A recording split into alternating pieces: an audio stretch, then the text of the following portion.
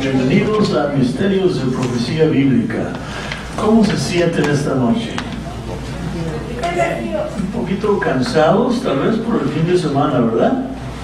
Gracias a Dios que estamos aquí, siendo día festivo. No pensaba que iba a tener tanta concurrencia, pero gracias a Dios aquí estamos todos nosotros.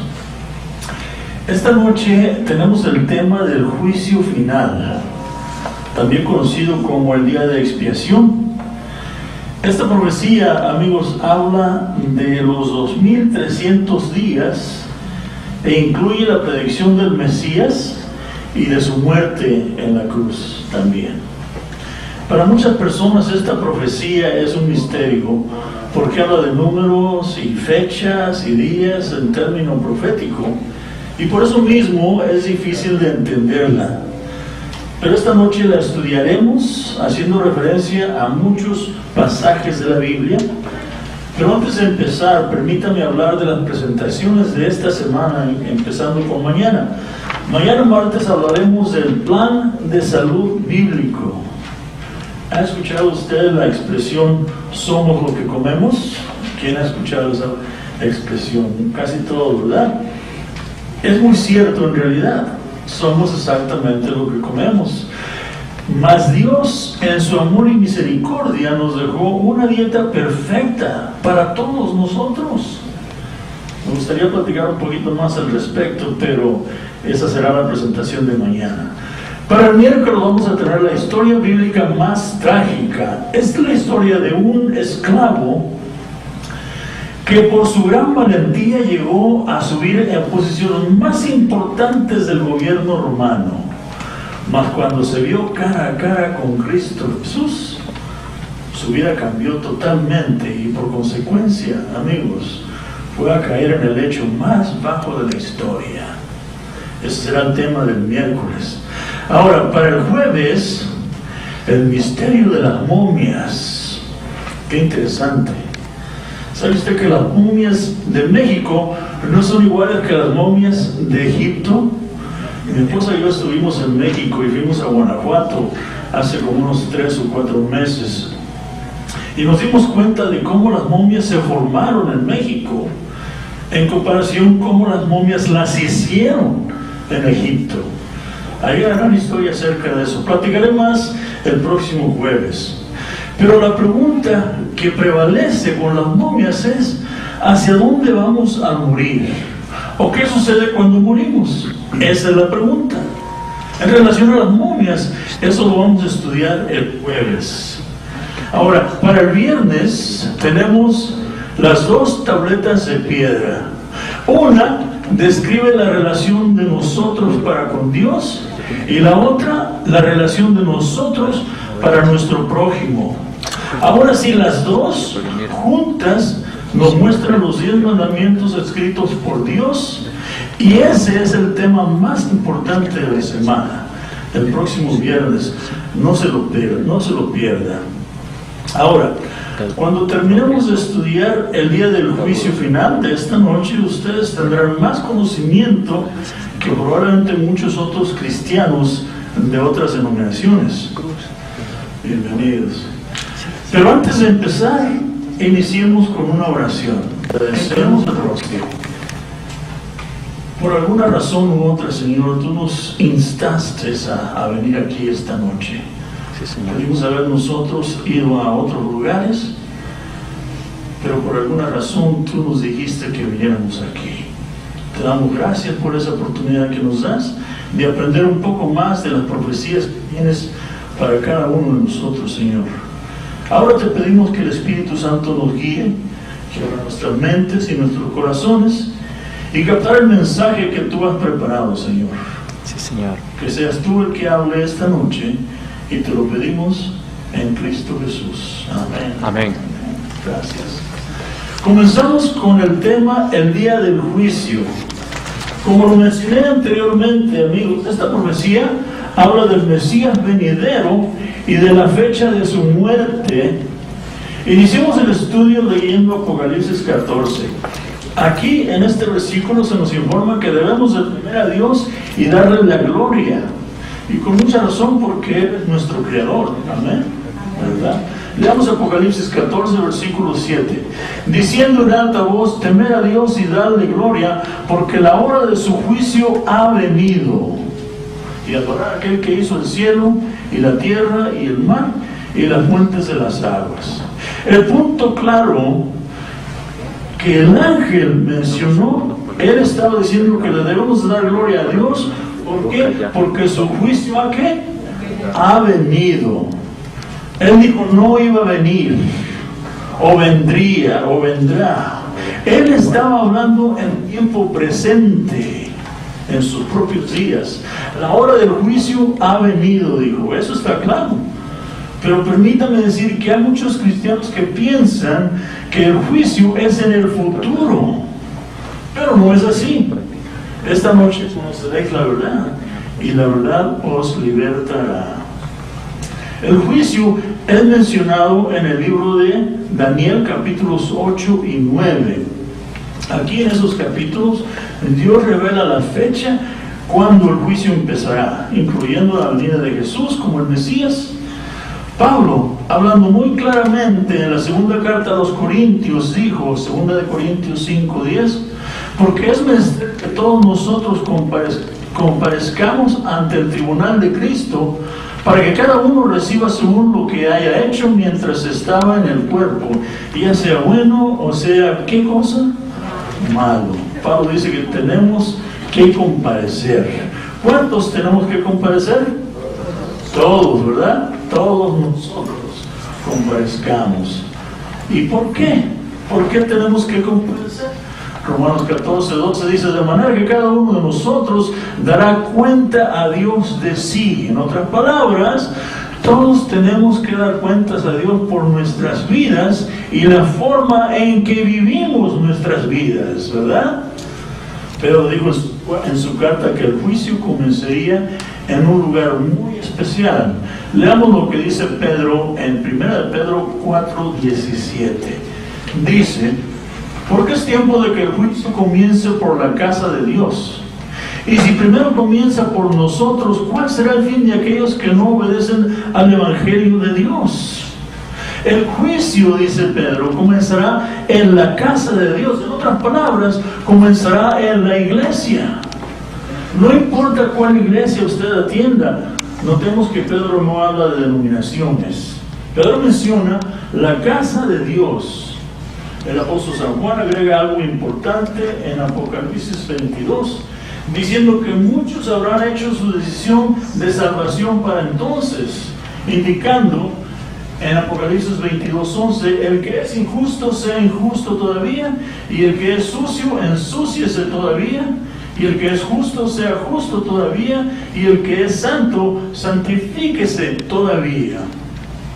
Este versículo, amigos, indica que no habrá más oportunidades de salvación o arrepentimiento. ¿Sabe usted que muchas personas piensan que cuando venga Cristo por segunda vez, hay unas personas que se van a quedar aquí todavía en la tierra viviendo porque Dios les da una segunda oportunidad? Eso es lo que piensan. Pero aquí el versículo dice que ya para entonces todos habrán hecho la decisión, ya sea de ser salvos o no. Justo antes de que venga Cristo Jesús por segunda vez, toda la humanidad habrá decidido a quién seguir para su propia salvación. O seguimos a Dios o seguimos al hombre. Casi escuchamos la voz de Cristo diciendo en el próximo versículo 12: he aquí yo vengo pronto, y mi galardón conmigo, para recompensar a cada uno según fuere su obra. Listo para dar la recompensa. En otras palabras, ya no hay más oportunidades, porque la recompensa se va a llevar a cabo, ya sea para bien o para mal. El juicio comenzó y Cristo viene con su galardón para darnos a todos nosotros, cada uno de acuerdo a nuestras obras. No hay segundas oportunidades de arrepentimiento como muchos piensan. Pero quiero preguntar los siguientes esta noche: ¿cuándo comenzó el juicio y dónde se lleva a cabo? Estas dos preguntas, amigos, básicas preguntas, se tienen que preguntar de acuerdo a lo que hemos leído. Afortunadamente para nosotros las Escrituras nos dan la respuesta por medio del profeta Daniel en el capítulo 7 y la expande al mismo tiempo. Escuche, el libro de Daniel capítulo 7 y versículos 9 y 10 dice: estuve mirando hasta que fueron puestos unos tronos, y el anciano de días se sentó, cuya vestidura era blanca como la nieve y el cabello de su cabeza como lana pura. Su trono como llamas de fuego y sus ruedas como fuego ardiente. Un río de fuego procedía y salía de delante de él. Millares de millares le servían y millones de millones asistían delante de él. El juez se sentó y los libros fueron, ¿qué cosa? Abiertos. El juicio comenzó cuando los libros fueron abiertos. Los cargos por los pecados cometidos iban a ser leídos por un ángel. En Eclesiastés 12 leemos versículo 14: porque Dios traerá toda obra a juicio, justamente con toda cosa encubierta, ya sea buena o sea mala, e inclusive las que no hemos descubierto, ahí se van a descubrir en ese entonces. Toda obra hecha por nosotros será pronunciada por los ángeles, ya sea buena o mala. Bien, pero ¿dónde se está efectuando todo esto? Eso es lo que yo quiero saber. Si ya el juicio comenzó, ¿dónde comenzó? Encontramos la respuesta en el libro a los Hebreos, y vamos a ver el capítulo 9, versículo 24. Dice: porque no entró Cristo en el santuario hecho de mano, figura del verdadero, sino en el mismo cielo, para presentarse ahora por nosotros, ¿en qué? En la presencia ¿de quién? De Dios mismo. Cristo, que fue elevado al cielo, demostró que uno de sus propósitos era de comenzar el juicio. Amigos, es evidente que el juicio comenzó en el cielo. Pero no se preocupe, nuestro abogado estará ahí para defendernos. El apóstol San Juan en el capítulo 5 nos informa que Jesús es abogado de todos nosotros. Aparte de ser abogado, es nuestro juez también. Y aparte de ser nuestro juez, es nuestro amigo. Y lo más importante es que es nuestro Salvador personal. Nuestro abogado, juez, amigo y salvador. Pero lo mejor de todo esto es que en este juicio no tenemos que estar presentes. Así es que no se preocupe por eso. Pero aún tenemos la pregunta que contestar: ¿cuándo comenzará este juicio? Bueno, el ángel mencionó que el santuario sería purificado en 2300 días. Escuche, y él me dijo: hasta 2300 tardes y mañanas, y el santuario será purificado. Daniel 8:14. Obviamente estaba hablando del santuario celestial. ¿Por qué?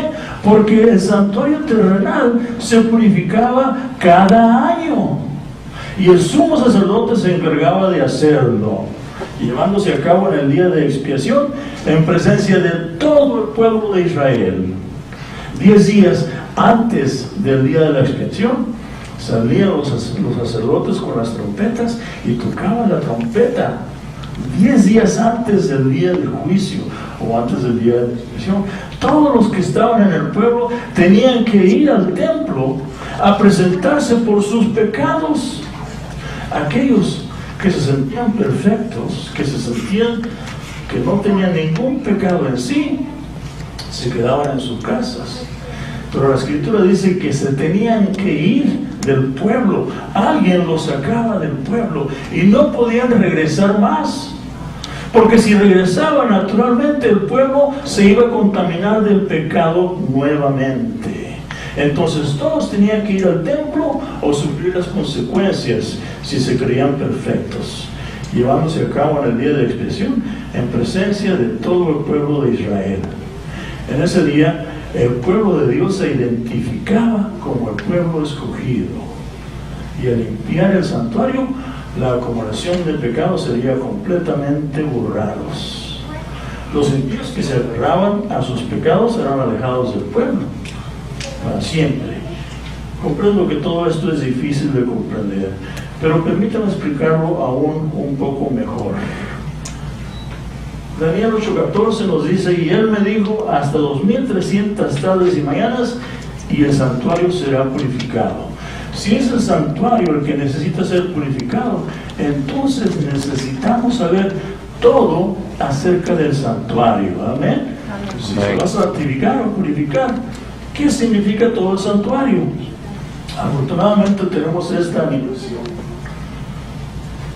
Para empezar, vemos el altar del sacrificio, más adelante la vida o el lavabo, los muebles, el candelabro, el altar del incienso y la mesa con el pan. También llegamos al lugar santísimo con su único mueble, que es el arca del convenio. Ahí llegamos. Al entrar por el lado oeste, lo primero que vemos en el altar es el altar del sacrificio, donde se ofrecían los holocaustos o sacrificios como ofrenda. Aquí se ofrecían las ovejas día tras día. ¿Para remisión de qué? De los pecados del pueblo de Israel. Esto representaba a Cristo Jesús muriendo por nuestros pecados. Con mucha razón, Juan el Bautista dijo: el Cordero de Dios que quita el pecado del mundo. Continuando hacia el oeste, nos encontramos con la pila. Es aquí donde el sacerdote se limpiaba y lavaba completamente después de efectuar el sacrificio. Después de que sacrificaba la oveja, él se limpiaba. Ahora, muchos teólogos eruditos están de acuerdo diciendo que esta pila simbolizaba el bautismo del creyente, el lavamiento permanente de los pecados por medio de los méritos de la sangre de Cristo Jesús. Continuando más adelante, el pecado era borrado simbólicamente cuando el sacerdote entraba en la presencia de Dios. Recordemos, amigos, que el sacerdote tenía que estar completamente limpio para presentarse ante Dios. El santuario tenía dos compartimentos. El primero se llama el lugar santo. El segundo compartimento es el lugar santísimo. Estos dos estaban separados por un velo que, de acuerdo a la escritura, era aproximadamente de 10 centímetros de grosor.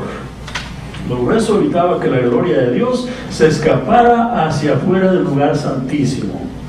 El primer compartimento tenía 3 muebles: el candelabro de 7 velas, a continuación la mesa donde el sacerdote ponía 12 panes que representaban las 12 tribus de Israel.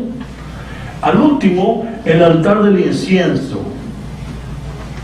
El candelabro simbolizaba a Jesús siendo la luz del mundo, y el pan simbolizaba a Cristo siendo el pan de vida, Cristo Jesús. Y por último, el altar del incienso. Los expertos en profecía bíblica dicen que este altar tenía 2 significados.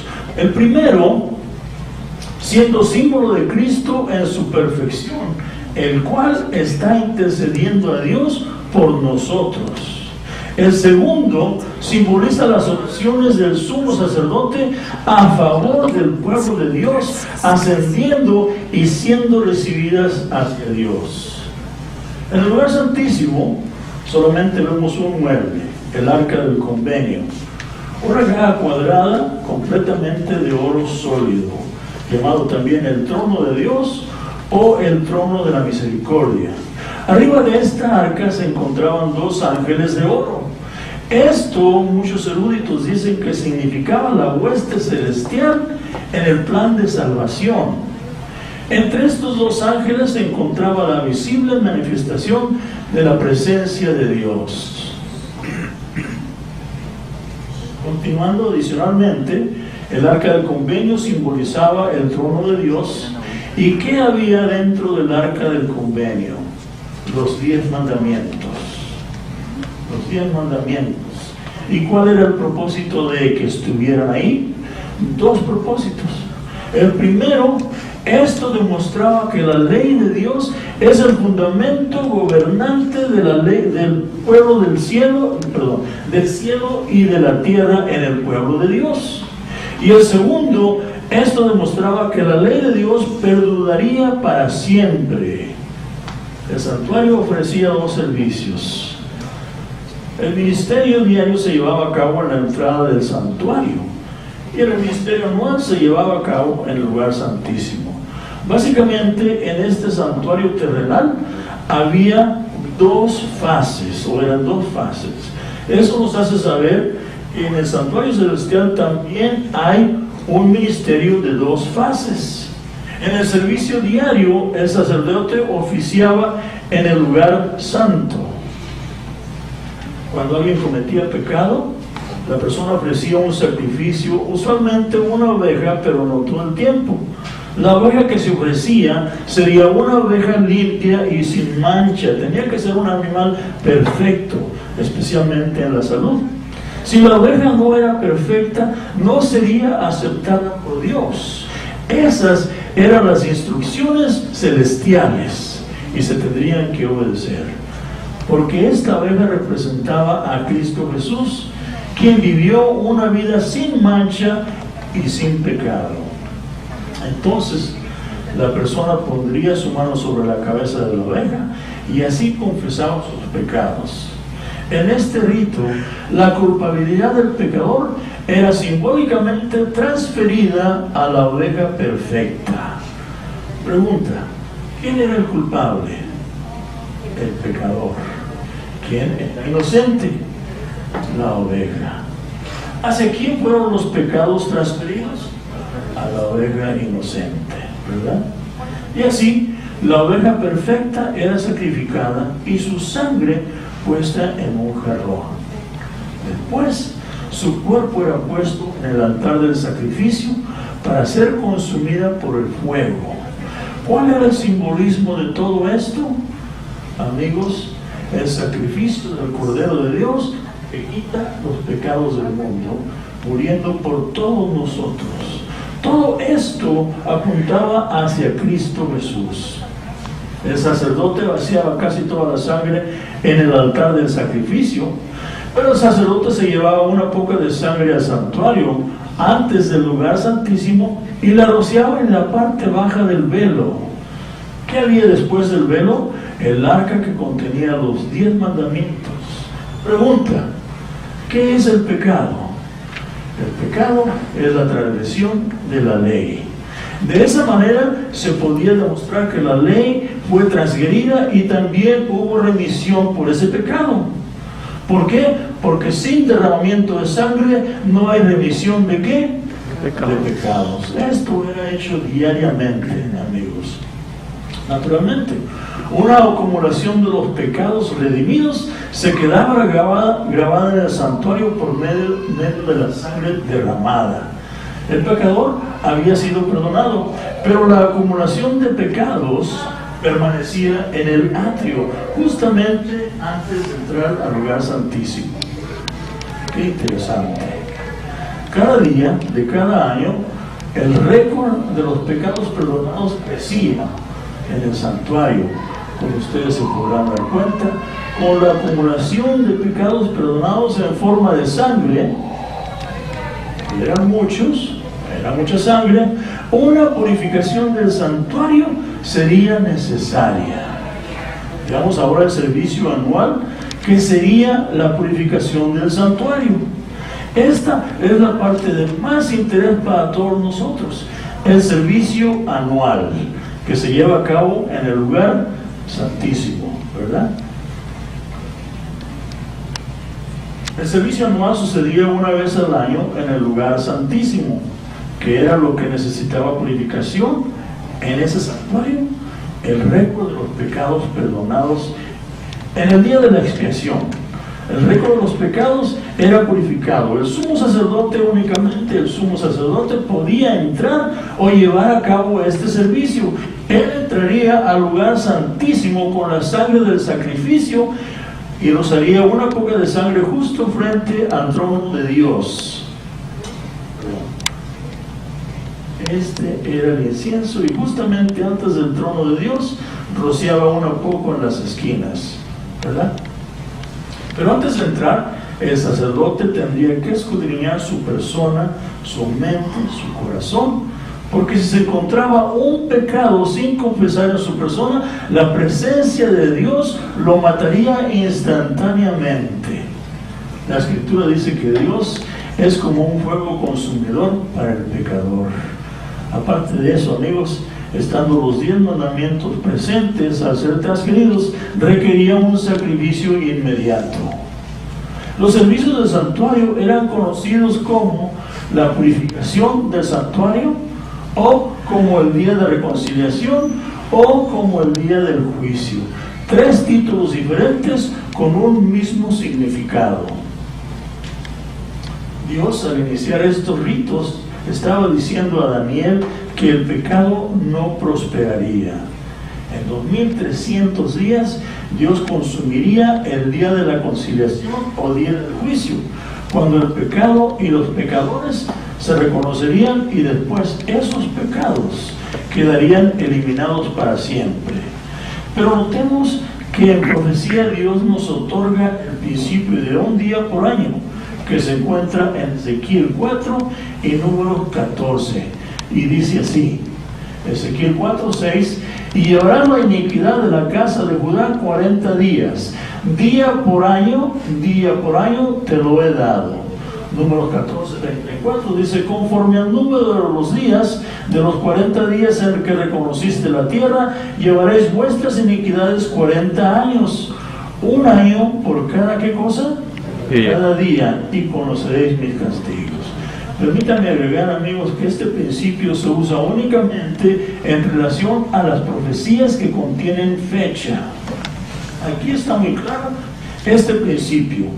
También nos damos cuenta que el ángel Gabriel repetidamente menciona que este evento sería para los últimos días.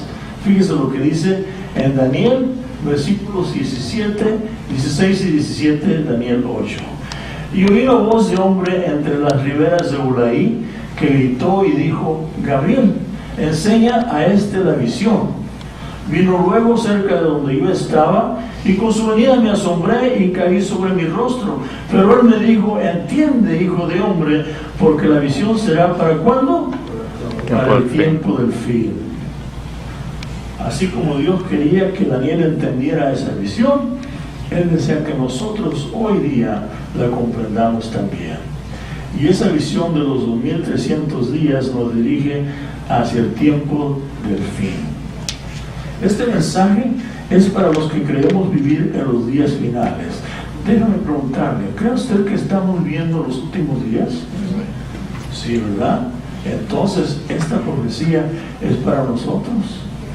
Al llegar al capítulo 9, notamos que cuando el ángel Gabriel nos da la advertencia de los 2300 días, Daniel se desmaya y se enferma por un tiempo. Después, al orar confiadamente por su pueblo, mencionó estas palabras. Daniel 8:27. Y yo, Daniel, fui quebrantado y estuve enfermo algunos días, y cuando convalecí, atendí el asunto del rey. Mas estaba espantado acerca de la visión y no había quien la entendiese. Aquí Daniel describe lo que está pasando al tratar de comprender la visión. Y mientras él oraba, alguien lo tocó dándole un mensaje especial. Daniel 9:21-23, y dice así: y todavía estaba yo hablando en oración cuando aquel varón Gabriel, al cual había visto en visión al principio, volando con presteza, me tocó como a la hora del sacrificio de la tarde, y me hizo entender y habló conmigo y dijo: Daniel, ahora he salido para darte sabiduría y entendimiento. Al principio de tus súplicas fue dada la orden, y yo he venido para enseñártela porque tú eres muy amado. Entiende pues el asunto y considera la visión. Justamente cuando Daniel estaba orando, Dios escuchó la oración y mandó el ángel inmediatamente. Oh, amigos, Dios escucha todas nuestras oraciones. Este es un ejemplo perfecto de que eso sucede. El ángel lo tocó diciendo que había venido para explicarle la visión descrita en Daniel capítulo 8. Pero la pregunta que tengo acerca del capítulo 9 es esta: ¿cuándo comenzaron los 2300 días? Veamos Daniel 9:25. Daniel 9:25 dice: sabe pues y entiende que desde la salida de la orden para restaurar y edificar a Jerusalén hasta el Mesías príncipe habrá 7 semanas y 62 semanas. La plaza volverá a ser edificada y el muro en tiempos angustiosos. La única orden conocida para la reedificación de Jerusalén fue dada por el rey Artajerjes. El evento comenzaría al dar la orden del rey Artajerjes, autorizando al pueblo de Dios para que regresara a Jerusalén y edificara la ciudad, después de estar prisioneros por los medo-persas, naturalmente. Y la orden se encuentra en el libro de Esdras, capítulo 7. Leamos lo que dice Esdras 7:7. Y subieron con él a Jerusalén de los hijos de Israel, y de los sacerdotes, y levitas, y cantores, y porteros, y servidores del templo, el 7º año del rey Artajerjes. Esdras 7, 11, 12 y 13 dice: y esta es la copia de la carta que dio el rey Artajerjes a Esdras, sacerdote, escribe instruido en las palabras de los mandamientos de Jehová y de sus estatutos a Israel. Artajerjes, rey de los reyes, a Esdras, sacerdote, escriba de la ley del Dios del cielo, perfecta paz. Por mí es dado mandamiento que cualquiera que quisiere en mi reino del pueblo de Israel y de sus sacerdotes y levitas ir contigo a Jerusalén, que vaya, dice. El rey Artajerjes, por medio de una carta, de esa carta, dio la orden de que se iniciara la profecía de los 2300 días, que en términos proféticos ejercitamos al principio de un día por año, haciendo así la cantidad de 2300 días. En profecía son 2300, ¿qué cosa? Años. Muchas gracias. Sabemos por la historia que la fecha del comienzo de la profecía fue en el año 457 a.C., como lo acabamos de leer en Esdras capítulo 7. Pero algo más adicionalmente que fue mencionado por el ángel Gabriel. El ángel dijo en Daniel 9:25 que había 69 semanas proféticas o 483 años literales agregados al año 457 antes de Cristo, y eso nos llevaría al Mesías. Permítanme preguntarles, ¿sucedió eso, amigos? Efectivamente. Usando calculaciones matemáticas, agregando 483 años a los 457 años del mandato, llegamos a la fecha 27 después de Cristo. No se olvide que la palabra Mesías significa ungido. Daniel 9:25 dice: desde la salida de la orden para restaurar y edificar a Jerusalén hasta el Mesías príncipe habrá 7 semanas y 62 semanas.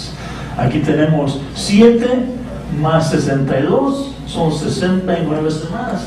69 semanas en 483 días o años. Y estos 483 años nos llevan al urgimiento del Mesías. Formemos un diagrama. La orden comenzó el año 457 a.C.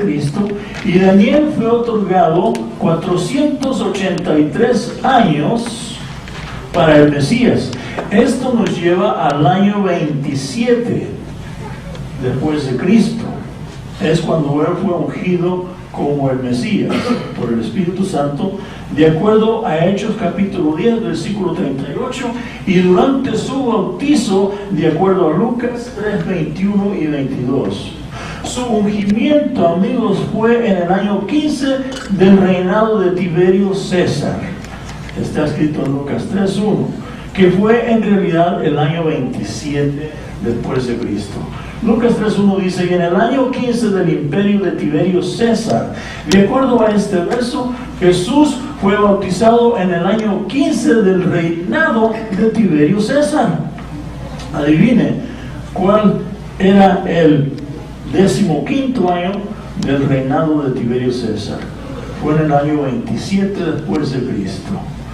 ¿No ha pensado alguna vez usted por qué Cristo no hizo milagros antes de los 30 años de edad? ¿Por qué Cristo no predicó cuando él tenía 20 o 22 años? ¿Por qué no se sentó en el monte de los olivos cuando tenía 27 años? ¿Por qué? ¿Por qué? Porque no era su tiempo todavía.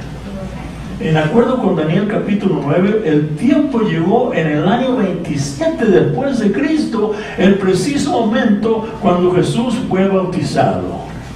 Y al salir de las aguas, el Espíritu de Dios descendió sobre él, siendo así ungido para su ministerio público como el Mesías. Siendo que esta profecía fue predicha más de 500 años antes de que sucediera, cabe en su perfección. Después del año 27 después de Cristo, Jesús comenzó su ministerio, predicando que el tiempo había llegado. ¿Qué coincidencia? No es coincidencia. Dios lo tenía todo planeado. La profecía se encuentra en San Marcos capítulo 1 y en Gálatas capítulo 4. Jesús efectivamente comenzó su ministerio en referencia a la profecía de los 2300 días. Amigos, Dios nunca se equivoca. Hemos considerado 483 años de la profecía de 490 años.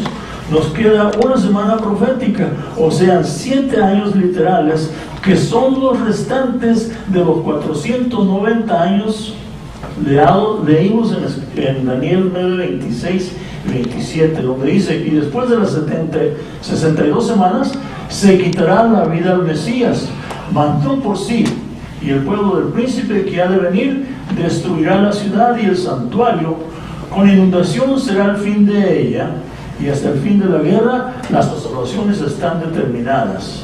Y por una semana confirmará el pacto con muchos, por una semana, y a la mitad de la semana hará cesar el sacrificio y la ofrenda. Después, con la muchedumbre de las abominaciones, vendrá el desolar, aún hasta una entera consumación. Y lo que está determinado se derramará sobre el pueblo asolado. Jesús, el Mesías, será quitado o sacrificado en medio de la semana. Eso será 3,5 años después del surgimiento, aproximadamente en el año 31 después de Cristo. Esto se acomoda muy bien porque sabemos que Jesús fue crucificado por los romanos, no por sí mismo, y murió por todos nosotros. Amén. Amén. Pero ¿cómo completamos el convenio de 7 años si murió en medio de la semana? O sea, en 3 años y medio. Veamos en Hebreos 10 lo siguiente, versos 16 y 17. Este es el pacto que haré con ellos. Después de aquellos días, dice el Señor, daré mis leyes en sus corazones y en sus mentes las escribiré. Y nunca más me acordaré de sus pecados e iniquidades. El pacto es el convenio de salvar a su pueblo de todos sus pecados. Después que su ministerio de 3 años y medio terminó, Jesús mismo confirmó su convenio por medio de los discípulos. Él mandó a los discípulos primeramente a la nación judía, porque su pueblo escogido aún tenía 3 años y medio para restaurarse o arrepentirse de los 490 años dados al principio. Pero esta oportunidad terminó en el año 34 después de Cristo. ¿Qué fue lo que hicieron los discípulos después? Veamos Hechos 13 y versículo 46. Entonces Pablo y Bernabé, tomando denuedo, dijeron: a vosotros a la verdad era necesario que se os hablase primero de la palabra de Dios, mas ya que la desecháis y os juzgáis de indignos de la vida eterna, he aquí nos volvemos a los gentiles. Ahora el mensaje de salvación sería para otros pueblos y naciones del mundo. ¿Por qué? Porque su mismo pueblo lo había rechazado a Cristo Jesús. Esteban, un diácono de la iglesia, fue apedrado hasta morir en el año 34 después de Cristo. Desde ese entonces, Los judíos que rechazaron el plan de salvación dejaron de ser los escogidos de Dios. Ahora, Dios ofrece a todas las naciones la salvación, aceptándolos sin reservas como judíos espirituales. Ahora, gente de todas las naciones han sido hechos los escogidos y herederos de las promesas. Gálatas 3:7 dice: sabed, por tanto, que los que son de la fe, estos son hijos de Abraham. Todo lo que se tenía que requerir ahora era la fe de que Cristo había muerto por ellos en el pecado de ellos, dándoles la salvación completa. Cada persona que acepta a Cristo Jesús como su Señor y Salvador era o es ahora un israelita espiritual y heredero a las promesas. Ahora llegamos a la parte más importante. Bien, agregando 2300 años, que son los años proféticos de la edificación del santuario, sumándolos al año 457, que fue cuando era la fecha del decreto de Artajerjes, y agregando uno al cruzar el cero, llegamos al año 1844 después de Cristo. ¿Qué significa esto, amigos? Esto significa que desde estos años en adelante, Jesús ha instruido a sus ángeles que sacaran los libros y comenzaran a leer los nombres escritos ahí en esos libros. Millones y millones ministraban, y el anciano de días se sentó en su trono, los libros fueron abiertos y comenzó el juicio. Apocalipsis 14:7 dice: temed a Dios y dadle gloria, porque la hora del juicio ha venido. Este es el mensaje que debemos de llevar a todas las naciones justo antes de que Cristo regrese. El juicio ha comenzado y usted y yo estamos en ese mismo tiempo en la historia de hoy.